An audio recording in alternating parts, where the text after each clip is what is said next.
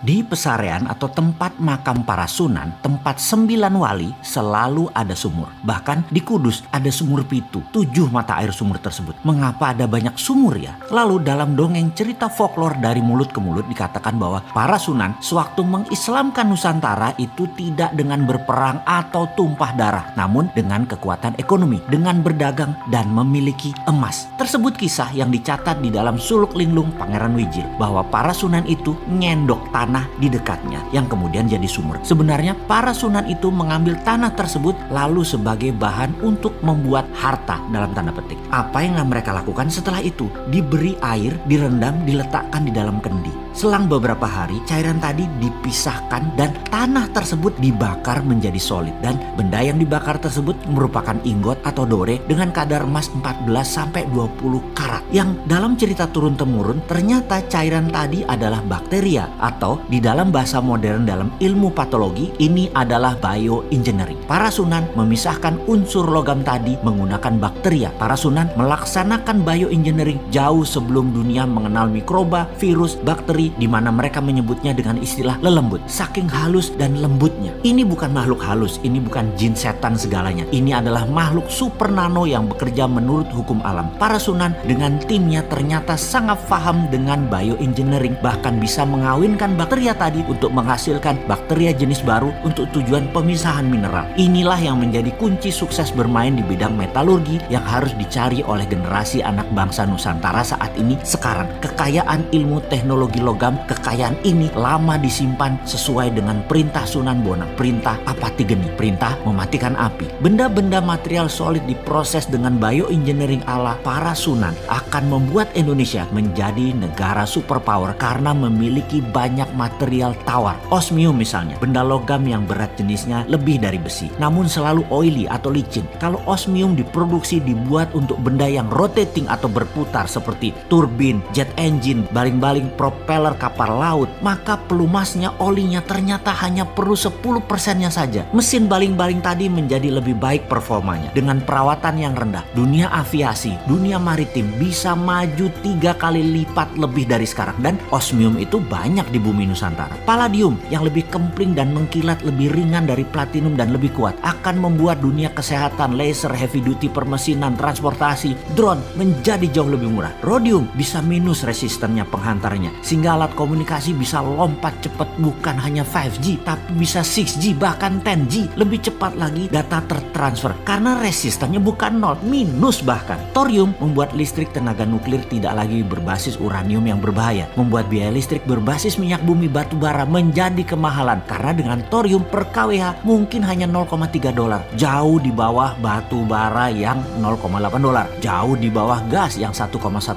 untuk energi listrik. Semua ini adalah budaya metal, mulai dari metal biasa, metal tanah jarang atau rare earth, hingga precious metal group. Semua ada di tanah air tercinta ini. Sebelum melangkah jauh, kita merenung sejenak menengok apa yang para sunan sudah lakukan untuk anak cucunya, untuk bangsa Indonesia. Bukan hanya nikmat agama Islam, namun budaya luhur, budaya logam diwariskan oleh mereka. Untuk menjadi yang terdepan, warisan beliau-beliau tersebut harus kita pertahankan. Inilah strategi SWF, Sovereign Wealth Fund, berbasis Natural Resources Capital, yang selalu didengungkan oleh bosman yang sok keminter ini, menggunakan kekuatan kedaulatan sovereign natural resources untuk menjadi alat tawar kepada negara lain, bukan menjadi pengemis minta-minta pinjaman. Sejarah sudah mengingatkan, wahai pejabat, rajin-rajinlah baca sejarah dan menengok kekuatan bangsa sendiri. Semua tersedia, semua tinggal dipakai. Masih nggak ngerti juga SWF-nya ilmu para sunan ya? Ya ngobrol dong kita.